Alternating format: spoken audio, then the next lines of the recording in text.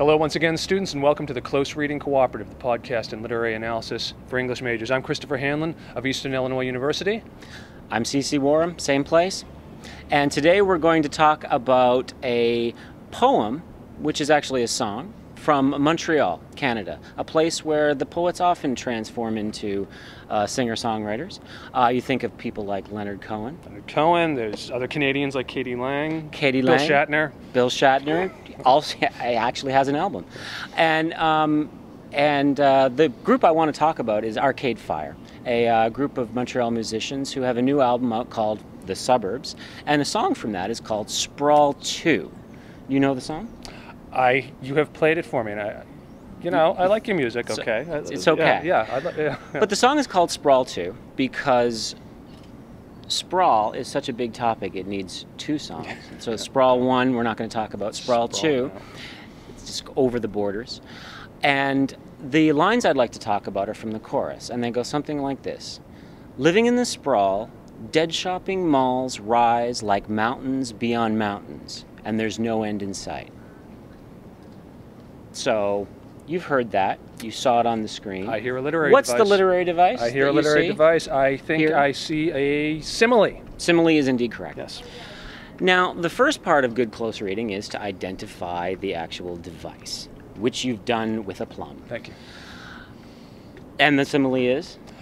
Well, the simile, like a metaphor, consists of a vehicle and a tenor, right? Cool, yes, correct. And I think what we've got here is shopping malls being like mountains after mountains. Yep, right? Mountains beyond mountains. Okay. So the simile is like mountains beyond mountains. Right. And that is describing the tenor, which is the shopping malls.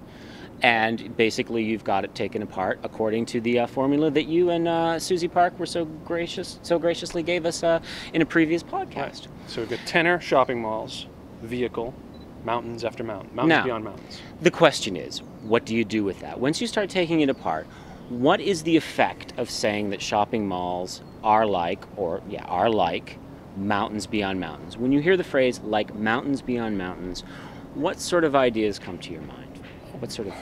Well, I mean, I just sort of, to tell you the truth, I just sort of picture something. I mean, I just sort of picture scenes that I've seen on like television. Alpine scenes, television like photographs, Ansel Adams, paintings, crane shots that look from mountains beyond mountains. Yeah, okay, yeah, so you're thinking about something that looks like it's sort of a painter-like or a filmic sort of rendition of something. Yes, mountains beyond mountains. It does give you that sense of an aesthetic sort of quality. Yes. Is there anything else that comes to mind when you think of mountains? Well, beyond mountains? if the mountains are beyond the mountains, I guess I think of a valley, and I guess I think of the trough of that valley, in between the mountains, kind of you're caught in between. It's very much a geographical or a physical sort of geological, perhaps, sort of a description, right? So we basically have kind of almost two choices here that you can sort of make. Are we talking about sort of an aesthetic, sort of painterly rendition or a filmic rendition of something?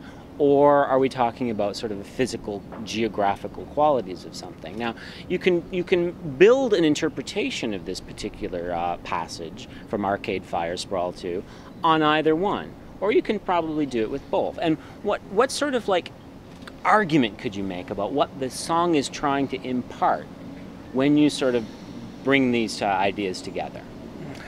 Well, when I'm asking Dr. Hanlon to do some pretty tough thinking on the spot. Well, when I look at this, the words that you've read to us, to tell you the truth, I don't get the sense that what is being relayed to me here is a beautiful scene, that the shopping mall is like a painterly beautiful place. And maybe it is in a way, but I do get the sense of that kind of entrapped feel, that sense that like I'm caught someplace, almost as if between two ridges or something like that.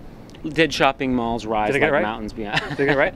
Well, I think that there's a way of actually bringing the two of them together. I mean, basically, it's not necessarily an aesthetics of beauty as being something that's beautiful, but it's a sort of an aesthetics of, being trapped. I mean, the two of them can come together. The trappedness, the fact that, basically what's being replaced in your sort of environment or your ecological sort of center is mountains are being replaced by dead shopping malls.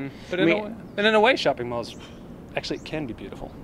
I mean, they're glittering storefronts, and it's very attractive in its own way. Yeah, I suppose. I mean, right. we're not supposed to say that, right? We're supposed to be, liberal arts people, but true, but and entrapping. But not if they're dead. Not if they're dead. That's true. And I think that we've missed out on that adjective, dead shopping malls, because that word dead sort of changes everything a little bit too, because it makes it sound like they were once a sort of an organic part of this ecology, and now they've become dead. They're piling up one upon the other, like bodies during an infestation, or something like sediment.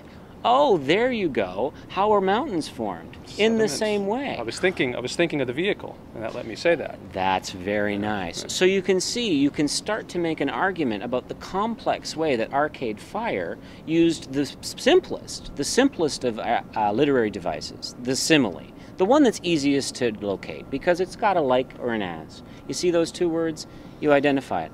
But it's more than just sort of saying it's a simile. It's starting to create an argument and recognizing the ramifications of that device once you start to take it apart and look at how language is sort of making this point in a complex way. Every simile, every metaphor is an argument about reality. It's a proposition, isn't it? That's nicely put. Thank you. I do it for a living. That's enough. Okay, and I think We're that's good. enough probably for this week for the Close Reading Cooperative. We'll see you next week, students. Come again.